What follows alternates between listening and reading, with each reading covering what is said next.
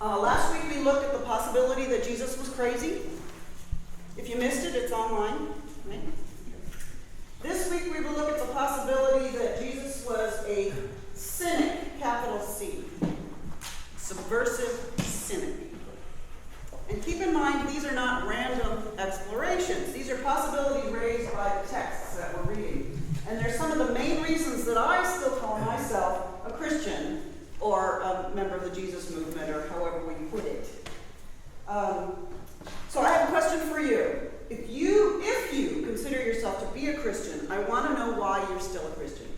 And I don't want to hear about how you became a Christian or discovered you were a Christian after being raised in the church. I want to know why, at this stage in your life, you have chosen to continue to be a Christian. Just out of the blue, of course, asking this. Fred. Right now, I'm motivated by the hope that this church can do something to change the world. The hope that this church can do something to change the world. There's a good reason. Hillary. It's funny, I was just thinking about this yesterday, and I was, oh my God. Because and maybe it's because I'm an artist, but I don't know. I see too many things that are just come from my gut, or come from feelings, or come from intuition, to think that logic and science is in control of everything. Okay. And I also think that God's part of logic and science. So. Okay. Well, just intuitional, yeah, there seems experiential sense of God out there, something larger than self. Yeah. Yeah. There's a lot of reasons, not the least of which, of course, as I was baptized as a baby and raised in the church.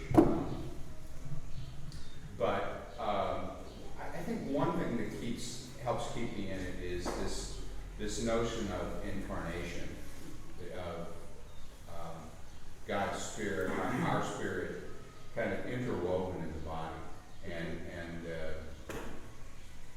it comes up in my field of psychology all the time. I did in a training yesterday. But it's this realization that we're not just a body or a mind, that it's all integrated and whole, and can't really separate that out. That experience of being spirit, and that there's something beyond us within that spirit. In all in. Okay. Cool. Whatever you're thinking, it's probably great. So let's poke around with that some more. In 1994, I received my first, and at this point, my only sabbatical.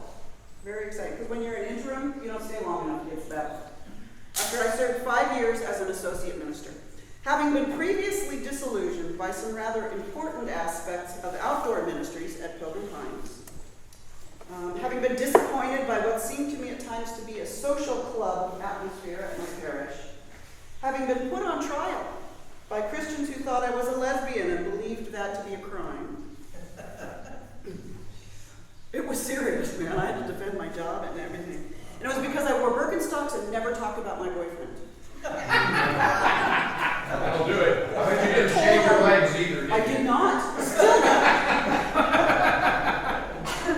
It was very interesting preaching a coming out sermon as a heterosexual. So anyway, on the heels of this trial, I was ready to leave the institution of the church in the nest. I was ready to convert back to my grandfather's childhood, Judaism, or to take up pagan practices, or just blow off religion altogether and work for tree people, or make quilts, or be an archivist for the city of Los Angeles. Anything but pretend to believe in a God that sanctioned classism and bigotry and habitual offerings of coffee and cookies and judgment. But my church, unaware of the mutiny and judgment in my heart, gave me a sabbatical. Bless their hearts. And I spent 2 weeks taking classes at Pacific School of Religion on Holy Hill in Berkeley, where Lydia has just graduated. And one of those classes was taught by a member of the Jesus Seminar. You've probably heard about them forever. A relatively terms of scholarship, a new phenomenon influencing popular religious discourse in America. A group of 200 or more scholars gather in twice a year to present research papers and vote on whether or not particular gospel texts were likely to reflect the original person of Jesus, or instead carry the ideology and atmosphere of a later person or community. They published, created controversy, and in many ways put Jesus back into dinner-time conversation in this country. And it was the Jesus Seminar class that kept me from leaving ministry, leaving Christianity and becoming a biker babe, which may or may not have been a blessing. The mustard seed parable was one of two texts that convinced me to stay in the church. As a child, preacher's kid, of course, I was given a necklace with a clear plastic pendant containing a mustard seed, and I suppose I was expected to catch the meaning of this at 8 years old. At the time, I thought it was like Jack's magic beans, a seed that would grow into a ladder-like stalk that I could climb to magnificent places. Later, I connected the seed to a story they told me in Sunday school about faith in God's being like that seed, a seed that grows over time into a giant tree where birds of understanding and trust and meaning could make their home.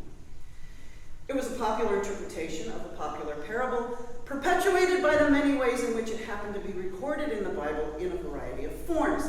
Many years later, this interpretation, thinned by the standards of a mind raised on the Narnia Chronicles, was given context and depth by 200 scholars intent on resurrecting the real Jesus from the ashes of institutionalization. Apparently, scholarship shows that Jesus, the man, was not a condescending teacher intent on bringing innocent souls to a belief that he himself was God, the only conduit for spiritual salvation. Can you believe it? Jesus was much more interested in the social and economic causes of poverty and suffering in his communities and the reasons why his religious institutions seemed to be contributing more to the problem than to the solution.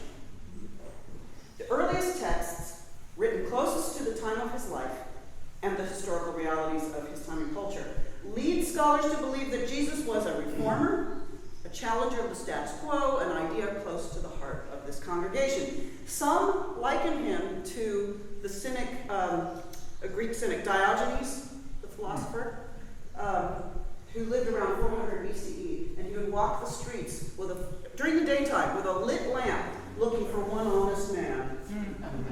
Yeah? The lamp didn't help him. Jesus made many of his points through exaggeration and stories that turned expectations upside down. There was a long-held tradition of metaphor comparing Israel to a mighty and noble towering cedar tree planted by God upon a hill where beasts and birds could find shelter. If you read Ezekiel 17, thus says the Lord, I myself will take a sprig from the lofty top of the cedar and set it out. I will break off from the topmost of its young twigs a tender one, and I will plant it upon a high and lofty mountain. On the mountain height of Israel I will plant it, that it may bring forth boughs and bear fruit and become a noble cedar, and under it will dwell all kinds of beasts. In the shade of its branches, birds of every sort will nest. Ezekiel. It was reported in the very early writings, like Q and the Gospel of Thomas, that when asked about a metaphor for the kingdom of God, Jesus said, it's like a teeny tiny little seed that grows into a mighty shrub where birds will meet. His parody of the mighty cedar would have brought laughter and a realization that God's intentions are not empire, but simple community. Shrubs, not cedar trees. One of the worst problems of the time was land use, ownership by a few, leaving the majority hungry and at their mercy. Does this sound at all familiar? Okay. Those who could work and were lucky enough to be hired labored in the fields and were given wages to buy some food or a portion of the harvest to take home. The poorest and most disabled were supposedly allowed to glean from the field once the harvest was over. And landowners were supposed to leave enough there for the poor to glean, about 10%. But they didn't necessarily follow this social and religious practice, which we now call trickle-down economics. Some of the Jesus Seminar scholars not only found this mustard seed parable to be a parody, they found it to be Mustard is a pervasive weed, difficult to control and impossible to eradicate once it gets into the field. When we have fires up here in the mountains, they plant mustard because it digs in and holds the mountain there. And it never goes away. It does attract birds, which are a nuisance when you're trying to grow a crop, because they eat the seeds, the shoots, and the fruit. Hence the development of scarecrows and other anti-bird weaponry. But more than that, the mustard plant chokes out crops and renders land unusable, especially in a time before the invention of herbicides. It is the contention of some members of the seminar that this parable was a warning and a call to subversion. Landowners, by virtue of their wealth, that they called a blessing from God, had the responsibility to care for those less fortunate. And if they refused to live up to this sacred responsibility, then it was up to the poor to level the playing field by sowing mustard seed in with the crops. The seed is small, easily carried in large quantities in your pockets, easily distributed through holes in one's clothing, or carelessly by hand. Oops. The lesson for landowners: share or beware. The lesson for the working poor: stand up for your rights and remember that a little bit of power goes a long way. And the lesson for us thousands of years later, in an era of irreversible economic globalization, in this time of profound prosperity in a few countries for a few people, and savage inequalities, unparalleled poverty for many countries and most people, the lesson for us is that trickle-down economics still doesn't work. How many years do we have to do it? Right? A progressive income tax structure meant to redistribute wealth has been dismantled. Philanthropy from corporate giants and well-developed nations is the exception rather than the norm. Because wealth is not trickling down, poor people are migrating to wealthier nations to glean what they can and survive, and are coming up against literal walls and criminalization for not having certain documents regarding their immigrant status. Corporations like Walmart are forcing themselves into communities around the world, building warehouses of products made by people in foreign countries who are not paid a living wage, putting local small businesses out of work by underpricing these goods, paying American laborers less than a living wage and zero health care, placing the burden of making up the income difference and the health costs on the welfare system and middle income taxpayers, who are doing our best to redistribute enough to keep everyone alive. And the question we might ask as Christians, if that's what we want to call ourselves, what would Jesus recommend in this situation? We could wander the streets in broad daylight with a lit lamp looking for one honest person, maybe not as effective as it was in 400 BCE.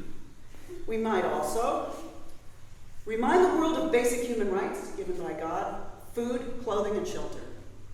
Expect and solicit philanthropy from corporations and wealthy individuals. Demand a Jubilee year and the forgiveness of unpayable debts. Have Burning Man take over the world. Okay? Have a gift economy. Tear down walls and fences rather than build them. Establish ways to reliably care for those whose needs are greater than ours. Unionize workers who are otherwise rendered powerless in negotiation, and support the unions that exist right now under fire. Stop the incessant incarceration and murder of people of color in this country.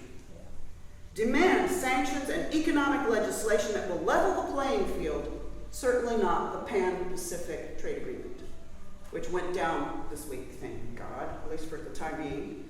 And when those who hoard resources refuse to share, resort to subversive tactics. Boycott products and companies, go on strike, plant insidious shrubbery and the will to resist injustice. There you have it, the mustard seed. Ta-da! It's a different kind of mustard seed, isn't it? In the little necklace. It's the catalyst for the reawakening of my Christian identity and my remaining in the church. Here is a message and a man I can follow with my whole heart and mind and spirit and sense of fair play. Here is evidence of a God that makes sense to me, challenges me and loves me and trusts me enough to give me a serious responsibility toward other human beings and the planet. Here is the small, empowering seed that overtakes my heart and motivates my life work. So keep thinking about it. Why are you, if you are, still and now a Christian? What motivates your life's work? What gives breath and life to your deepest values? Why are you even here this morning? I'm glad you are, but why? And make sure there's a reason, and a really good one, because there is work to be done. Amen. All right.